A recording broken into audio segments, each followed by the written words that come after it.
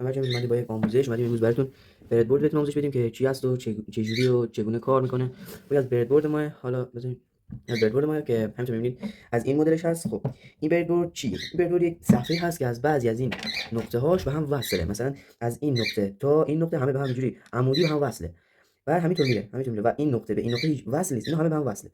بعد از اینجا این ردیف بالا همینجور نقطه به نقطه اینا همه به هم وصله میاد تا اینجا، یعنی مثلا این به اینم وصله یا این به اینم وصله و این پایینش هم به همین صورت. ولی توجه داشته باشین که این به این وصل نیست. چرا؟ چون اگه دقت کنم بیارین جلوتر، مثلا اینجا یک علامتی زده که دیگه آقا جانی از اینجا قطع شده دیگه. حالا اینجا تو دوری معلوم نیست از اینجا قطع دیگه، ولی مثلا اینجا به اینجا وصله، بعد اینجا به اینجا وصل شده. همینطوره برای این ورش هم همینجوریه، واسه این ورم همینجوریه، واسه این ورم همینجوریه، این ورم همینجوریه. فقط مثلا توجه داشته که اینجا به هم قطعه، اینجا به هم قطع.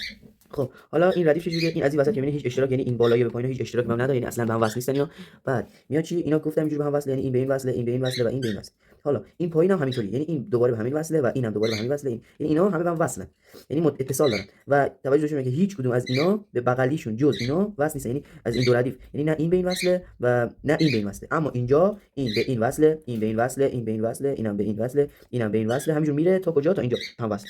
و توجه داشته که بالای به پایینی وصل نیست. حالا میخوایم بریم یک همینجوری که به توضیح دادم یک کار عملی انجام بدیم که راحت‌تر متوجه بشیم. می‌خوایم یک ساده‌ترین کار انجام بدیم، یک LED روشن کنیم.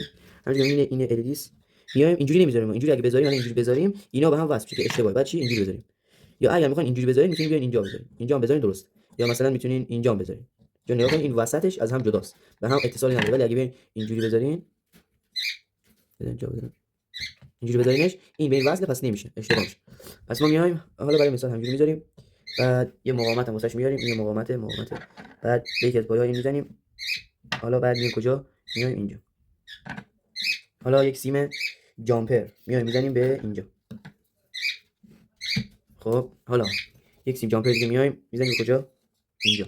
خب حالا من توضیح بدم براتون. همونجوری که میبینید این الان به اینجا وصله که من به هم زدم، این به این وصله که به هم زدم، اینم به این وصله، یعنی اگه من بیام اینم به همینجا که نزنم بازم چی وصله، یعنی این پایه الان به این متصل شده، این پایه به این پایه متصل شده، این پایه به این پایه متصل شده که میتونیم روشن.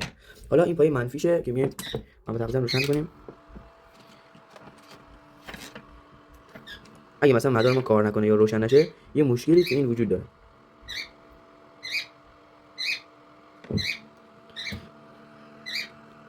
خب الان دیدین که مثلا روشن نشه، چرا؟ چون LED رو من چپه گذاشته بودم، یعنی مثلا منفی مثبتش جابجا بود که روشن نیست. همین که میبینید الان روشن شد، منفی مثبتش هم درسته الان کار میکنه. فقط نتیجهش چیه که این بردبورد ما یاد گرفتیم که باشه LED رو روشن کنه. حالا در بقیه ویدیوهایی که قرار آپلود کنم کار با بردبورد قشنگ یاد میگیرید. حالا این ببینید که الان این به این وصله که برق میاد اینجا، از اینجا این روشن میشه، اینم این به اون وصله که مقاومت میاد به این وصل میشه، بعد از اینجا مقاومت میشه میاد اینجا، از اینجا به این وصله که برق میاد داخلش این روشن میشه. خب حالا می‌خوایم LED دیگه هم اضافه کنیم. برای اینکه بتونیم LED بهش اضافه کنیم میایم اول برق قطع کنیم. خب حالا میایم چیکار؟ اینو میکشیمش، میایم توی این پایه میذاریم، بعد میایم اینم اینجا. خب حالا می‌بینید این ما دو تا LED هم تونستیم روشن کنیم باشی با سری کردن. یعنی نگاه کن الان نگاه اینجا میشه مثبت به منفی وصله، بعد از منفی به مثبت LED و از منفی LED میاد داخل مقاومت، میاد داخل چی؟ از منبع تقسیم میادش برق وارد میشه و این روشن میشه. خب ممنونم که این ویدیو رو تماشا کردین. خدا نگهدار.